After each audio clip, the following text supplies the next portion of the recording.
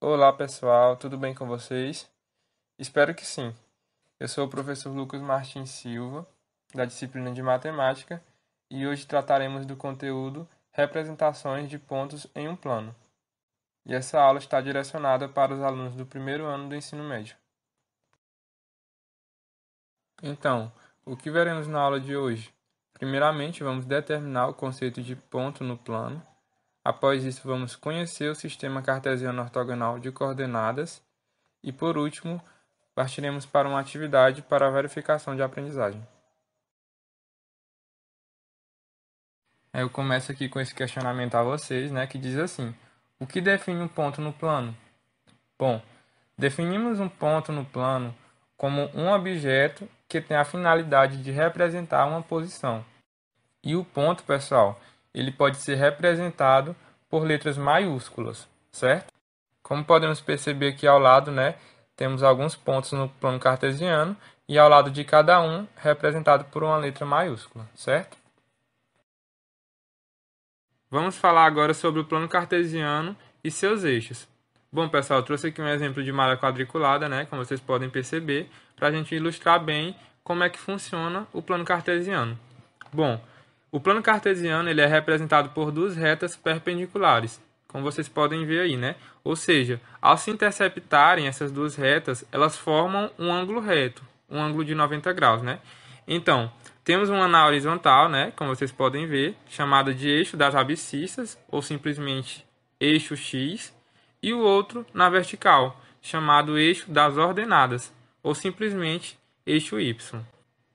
E o ponto de encontro entre essas duas retas, ele é chamado de origem. Certo, pessoal? Então, cada uma dessas retas, o eixo x e o eixo y, estão associadas ao conjunto dos números reais, certo? Ou seja, englobam todos os outros conjuntos.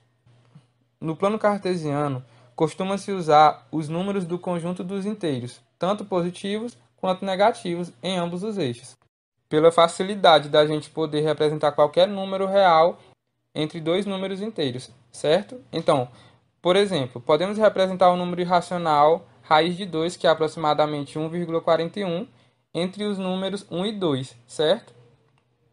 Outro exemplo, podemos representar também o número menos 1,5, que seria o quê? Entre menos 1 e menos 2. Tanto para x como para y, podemos representar dessa forma. Em relação à nossa origem, que começa no ponto 0 e 0, ou seja, no par ordenado 0 e 0. 0 para x e 0 para y. Agora vamos olhar somente para o eixo x. Do lado direito da origem, temos os valores positivos, que vão da origem até o mais infinito. Do lado esquerdo, temos que vai da origem até o menos infinito. Analisando agora o eixo y. Os números acima da origem possuem valores positivos, que vão dela, da origem, até o mais infinito. E os números que estão abaixo da origem possuem valores negativos, que vão da origem até o menos infinito. Sabendo dessas informações, o plano cartesiano ele pode ser dividido em quadrantes, partindo do quadrante em que os valores de x e y são positivos. E aí, qual é o quadrante que x e y são positivos? A gente pode perceber que é esse aqui, o superior direito, que tem 1, 2, 3, 4, 5 para x, x positivos, e 1, 2, 3, 4, 5 positivos para y, Então aqui seria o primeiro quadrante.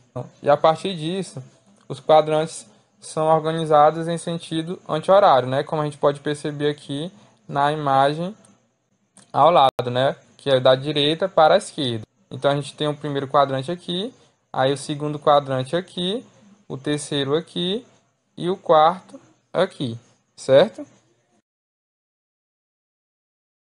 Agora partiremos para a representação de pontos no plano cartesiano. Temos aqui ao lado o ponto P com as coordenadas x e y.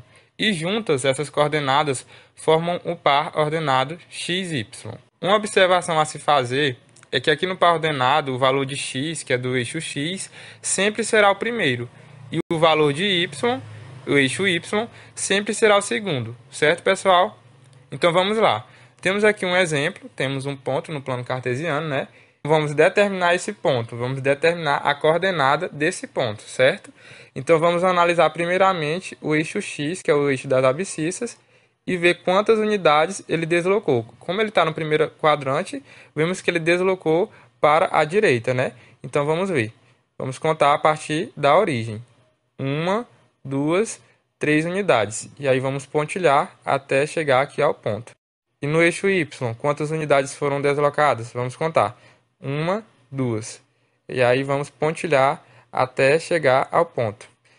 Vamos representar esse ponto aqui como a letra P, né? E ele tem como coordenadas 3 e 2. 3 para x, ó, e 2 para y. O ponto 3, 2. Temos aqui um outro exemplo, um outro ponto no plano, e vamos determinar qual a coordenada desse ponto. Primeiramente, vamos olhar para o eixo das abscissas, ver quantas unidades ele se deslocou. Vamos lá, 1, 2, 3. E aí, quando chega no 3, vamos pontilhar até chegar ao ponto. E agora vamos para o eixo y, que é o eixo das ordenadas, ver quantas unidades ele deslocou. Vamos lá, 1, 2, 3. E aí vamos pontilhar até o ponto. Quanto a essa questão de pontilhar, no eixo x, por exemplo, a gente vai pontilhar sempre na vertical. E no eixo y, a gente vai pontilhar sempre na horizontal, até chegar ao ponto. Nesse caso aqui, vamos chamar esse ponto de S. E ele será representado pelas coordenadas 3 em x, ó. O primeiro valor sempre será para x. E menos 3 em y. O segundo valor sempre será para y, ok? Vamos representar agora o ponto R menos 3, 0. Note que ele possui coordenada para o eixo x, que é menos 3. Isso quer dizer que no eixo x ele desloca 3 unidades à esquerda da origem. Ou seja, 1, 2, 3. Mas e no eixo y? Sua coordenada é 0, não é mesmo?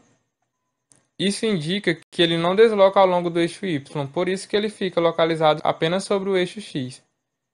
Certo, pessoal? Pessoal, temos aqui um outro exemplo, né? E aí a gente pode perceber que esse ponto ele está agora sobre o eixo y, que é sobre o eixo das ordenadas, e a gente vai determinar essa coordenada. Então, olhando para o eixo x, ó, como a gente pode notar, não deslocou para nenhum dos lados, nem para a esquerda e nem para a direita, permaneceu no zero. E no eixo y, a gente pode notar que deslocou 4 unidades. Vamos lá. 1, 2, 3, 4. Então, vamos determinar esse ponto aqui como ponto T, certo? Então, o primeiro valor aqui é o valor de x, né? E aí, como x não deslocou nenhuma unidade nem para a direita nem para a esquerda, então vai ser o zero. E no valor de y é o 4, porque deslocou 4 unidades, certo? Então, vai ser o ponto T, 0, 4. Então, é isso, pessoal. Deixo aqui essa questão para vocês praticarem, de modo que vocês têm que determinar as coordenadas de cada ponto que está no plano, certo? Então, espero que vocês consigam e aguardo um feedback de vocês. Então, muito obrigado pela atenção. Aqui está a referência e até a próxima aula.